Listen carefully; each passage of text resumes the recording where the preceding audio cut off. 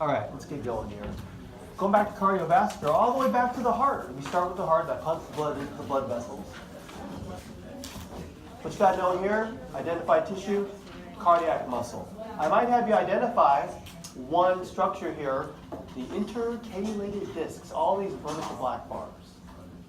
Okay, they're kind of in the same orientation as the striations. Intercalated disc, anything that's dark and black that I point to when I say identify structure, I'm going for intercalated discs. Helps with the functional syncytium of the cardiac muscle. The largest vessels that are closest to the heart are the elastic arteries. So I may say identify this blood vessel type, and well, it's an elastic artery. Not just artery, elastic artery. If you look at all the blackness here, especially in the TM, although you may see it in all three tunics, I could say, you know, what is this tissue? It's elastic fibers.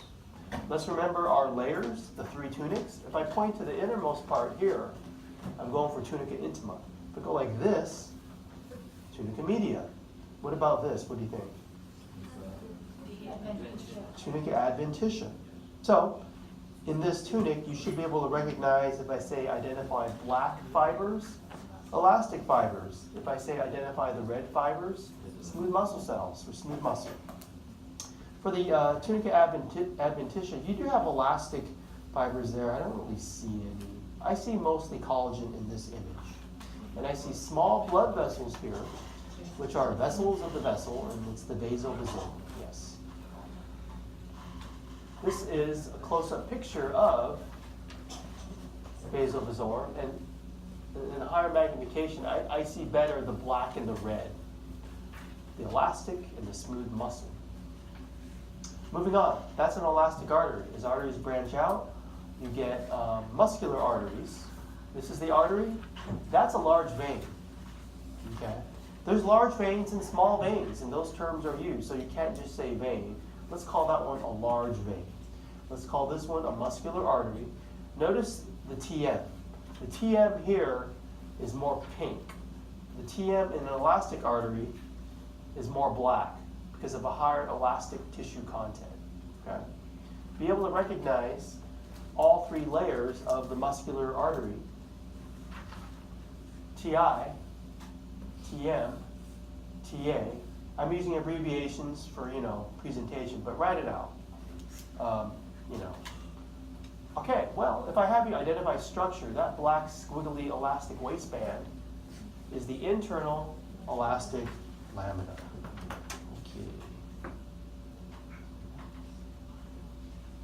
Okay, so for tunica media, you still have both tissue types. You have more smooth muscle than elastic fibers, but all the black, you still see some blackish for there. And then you have collagen fibers and elastic tissue in the TA, from here to there. Here's the large vein close-up. Here's some elastic tissue of the TI. This is the TM, and here's the TA of the large vein. And it's the same tissue types. Here you got smooth muscle, elastic tissue. Here you got mostly collagen and elastic tissue. Again, the elastic tissue is this color, blackish. The more reddish is the collagen. That's a large vein. Here's another example of, I see three layers, TI, TM, TA. When I see that nice pinkish colored TM, I categorize it as muscular artery. So I may have you identify, say, what kind of blood vessel is this? Muscular artery. This is arteriole. It's a central artery of spleen. It's arteriole. It's TI, TM, there's no TA.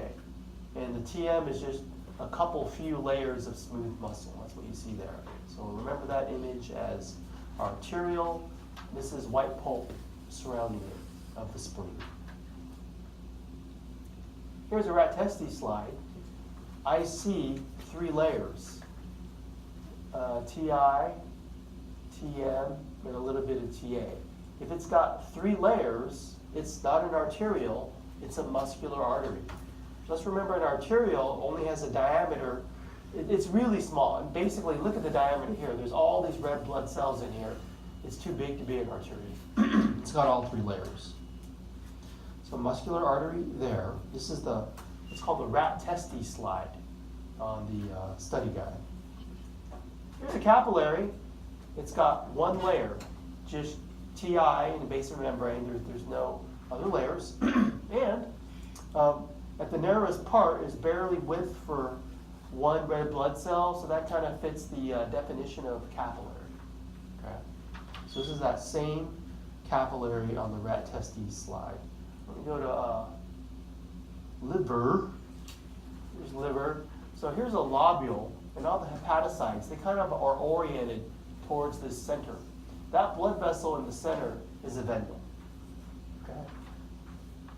It's the central venule of liver. So it's our example of venule. I'm going to move on to blood. I have a drop of blood. Another picture of venule. Here's drop of blood slides. I kind of point to a couple of cells, but let me point to something I'm not pointing to. Platelet, what about that? Red blood cell, that's a monocyte. Look at the kidney-shaped nuke, okay? That's a platelet.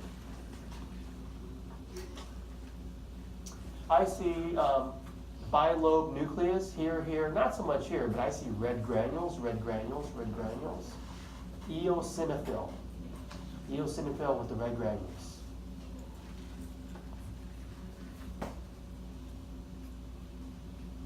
There's an eosinophil close up. It's a little blurry, but good enough. I can see red granules, bilobe nuke, eosinophil. Pointing to neutrophil. Multilobular nuke. So you recognize a neutrophil and a drop of blood. What's that? Platelet. What's that? RBC. Okay. This is iron deficient anemia. The question may be, identify this blood condition. Remember it as iron deficient anemia. I'm pointing to microcyte. This is sickle cell anemia. Here is a puckered cell. There's another one there. Okay, I gotta get a better picture. But anyways, sickle cell anemia. Okay. There's a couple cells. Lymphocyte looks like a monocyte, but the kidney-shaped nuke is not there. It's a regular round nuke. Lymphocyte. What does that look like?